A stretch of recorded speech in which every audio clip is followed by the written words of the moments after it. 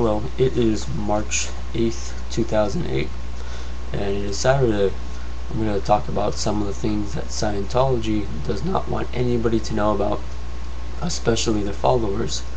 And if a follower were to actually watch this video and look into what I'm saying, they would get into a lot of trouble with ethics, and it would be very bad for them because they would have to pay for their auditing, and they would say that that person pulled in all this information that I'm saying to them. First thing is, L. Ron Hubbard died with Vistaril in his bloodstream. That is a psychiatric medication.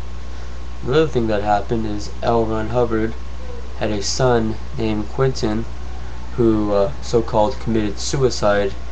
Besides the fact that Scientology doesn't think very highly of gay people, Quentin happened to be a gay guy. There's not really a big deal with that one, but according to Scientology's policy, that's a problem.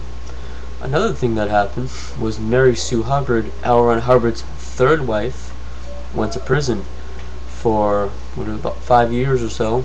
You can look up on the documents on that. It's court information. And many other Scientologists went to prison for doing L. Ron Hubbard's little task, breaking into government agencies and doing things to Paula Cooper, trying to put Paula Cooper and frame her and put her in prison for a very, very long time, which Scientology almost successfully done, and those kind of horrible things. Some other things that you guys should know about Scientology is they do not let people see psychiatrists or psychologists because L. Ron Hubbard believes and feels, per his policies, that psychiatry is the cause of all evil in this universe. And they're SPs. They're the ones who created suppression, SPs, and that kind of crap. So, if somebody in Scientology, or before they became a Scientologist, went to see a psychiatrist, a therapist, or took medication with psychiatric medication at all, they are declared an illegal PC, which therefore means you can no longer get auditing, which then you cannot do your OT levels and then so-called go free, as they say, go up the bridge. Which is pretty funny that this whole thing is the way it is, only because those people that are actually taking medication probably are pretty much safe. They're saved to some degree. According to L. Ron Hubbard, psychiatric medication will make you crazy, like a crazy person.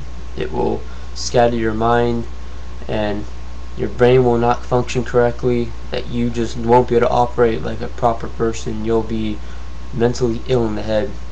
They try to scare people in Scientologists as they try to scare me as a child, which they successfully did when I was younger, about psychiatry and how evil they were. And I'm so glad to find out that that is not true, and that psychiatry is not all evil, and it's not evil, and therapy actually does work, and it works better than auditing, and it's a lot cheaper too. So everybody out there, these are some of the little facts everybody should know. And Scientology does kill, because there was a man, I guess a young man you can say, who Ellie Perkins, he had a mother named Ellie Perkins, and this guy killed his mother because he was hearing voices. He was schizophrenic, as L. Ron Hubbard was, and as OT levels could make you, like on OT5 and that kind of thing.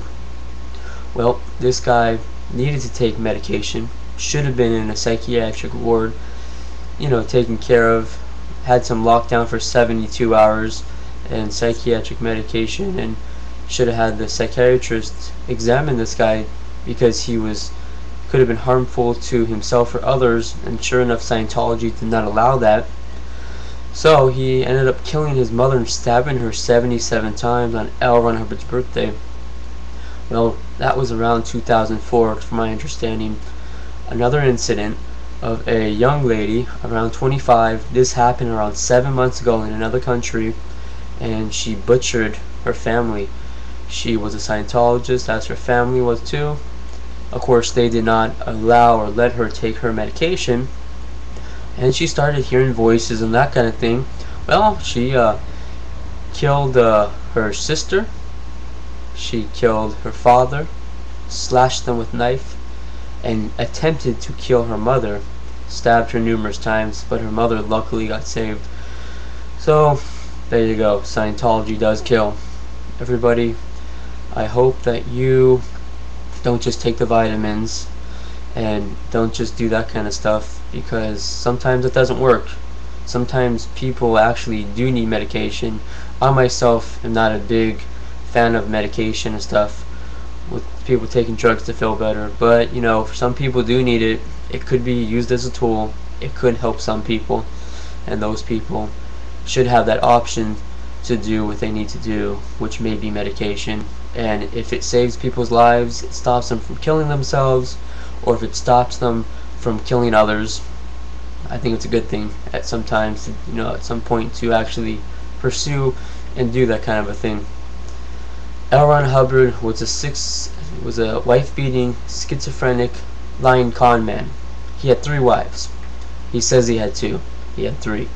So, if you watch some of the videos on YouTube, you'll see L. Ron Hubbard saying, "Oh, I had 2 wives." No, he had 3 wives. He's a liar. He's a con man. He's a drunk. A wife-beater, according to L. Ron Hubbard Jr. And according to L. Ron Hubbard Jr., his son, who went against him, said that his father was actually put in an institution after the military. Well, that would make some sense why L. Ron Hubbard had a problem with psychiatric medication or psychiatric wards or psychologists, besides the point that those guys were the ones who actually in the 50s were the authoritative people to be able to say, okay, Dianetics works or it doesn't. And I'm sure that they didn't go along with Dianetics because Dianetics didn't work. He promised all these things, no more colds, you know, perfect memory, and when he had his little show for that whole thing with this nice young lady, she couldn't remember the color of his tie that he was wearing all day long. I think he was wearing a red tie. It was pretty obvious what color it was. Shows how ingenious he makes these clears, huh? Then he got these OT, sadly enough. They believe it with all their heart and soul, and they die of cancer and diseases, and you're not supposed to get those kind of things when you're OT. They promise you these OT powers. You never get those. Those are not really there. You'll never see them. L. Ron Hubbard never had them. L. Ron Hubbard looked up to a man named Aleister Crowley. He was named as the Beast, 666. Not very good.